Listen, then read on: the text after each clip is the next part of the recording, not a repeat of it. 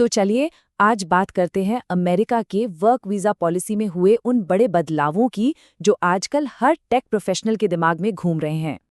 देखिए, एक जमाना था जब अमेरिका में टेक करियर बनाना ही सबसे बड़ा सपना होता था। लेकिन अब ना पॉलिसी में बदलाव और मार्केट के उतार चढ़ाव का एक ऐसा तूफान आया है जो लगता है कि पूरे खेल को ही बदल देगा। तो आइए इसमें थोड़ा और गहराई से उतरते हैं, समझते हैं कि असल में बदल क्या रहा है और इसका स्टूडेंट्स और प्रोफेशनल्स के लिए मतलब क्या है।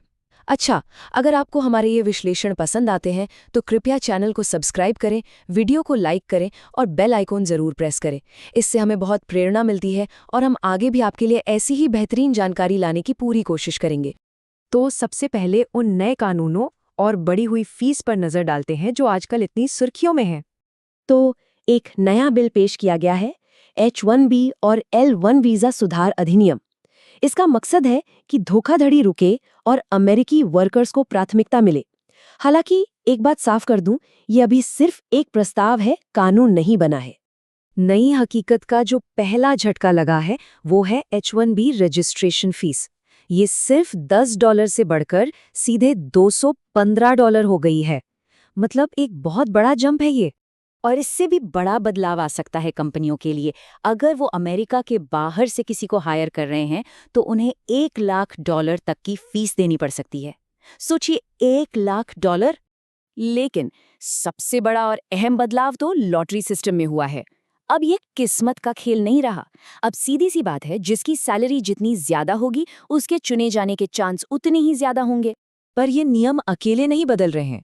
ये अमेरिकी टेक जॉब मार्केट में जो बड़े बदलाव चल रहे हैं ना, उनके साथ मिलकर एक नई और बड़ी चुनौती पेश कर रहे हैं। हमेशा से ही टेक इंडस्ट्री H-1B वीज़ा का सबसे ज्यादा इस्तेमाल करती आई है। आप देखिए, लगभग 2/3 वीज़ा तो सिर्फ कंप्यूटर से जुड़ी नौकरियों के लिए ही दिए जाते थे। लेकिन अब तस्वीर बदल रही है। AI के आने से और बड़ी डील्स में कमी आने की वजह से भारतीय IT कंपनियां भी अमेरिका में अपनी वर्कफोर्स कम कर रही हैं। और इसका असर बिल्कुल साफ दिख रहा है। FY26 के लिए भारतीयों की तरफ से जो H-1B एप्लीकेशंस फाइल हुई हैं, उनमें 25% की भारी गिरावट आई है। ये कोई छोटा मोटा नंबर नहीं है। तो सबसे ज़रूरी सवाल ये उठता है कि इन नए नियमों और इस मुश्किल मार्केट का एक आम प्रोफेशनल या एक स्टूडेंट पर आखिर असर क्या पड़ेगा। और बात सिर्फ नए प्रस्तावों की नहीं है। सरकार अब प्रोजेक्ट फायरवॉल जैसी चीजों से जांच भी सख्त कर रही है। मतलब ये पक्का किया जा रहा है कि कंपनियां वीजा नियमों का सही इस्तेमाल कर रही हैं या नहीं, ताकि अमेरिकी वर्कर्स के हितों को कोई नुकसान ना पहुंचे। तो अब पूरा का पूरा सिस्टम ही बदल गया है।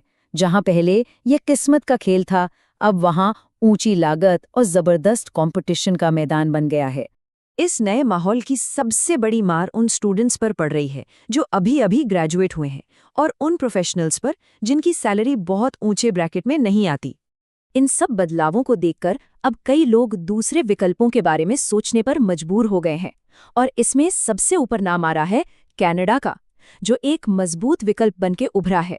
जब दोनों की तुलना करते हैं ना, तो फर्क एकदम साफ नजर आता है। अमेरिका में इनाम बड़ा हो सकता है, लेकिन वहां रिस्क और अनिश्चितता भी कहीं ज्यादा है। तो मतलब साफ है, फैसला अब इस बात पर आ टिका है कि कोई स्थिरता के लिए कितना बड़ा जोखिम उठाने को तैयार है।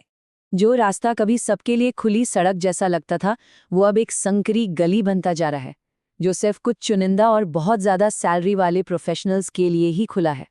तो यहाँ से जो सबसे बड़ी बात समझ में आती है वो ये है कि अब खेल के नियम पूरी तरह से बदल चुके हैं। ये अब वो पुराना खेल रहा ही नहीं।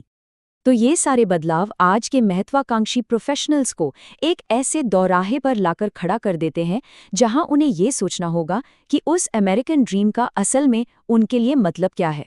ऊंचे इनाम के लिए ऊंचा जोखिम उठाना है या फिर एक ज्यादा स्थिर रास्ता चुनना है।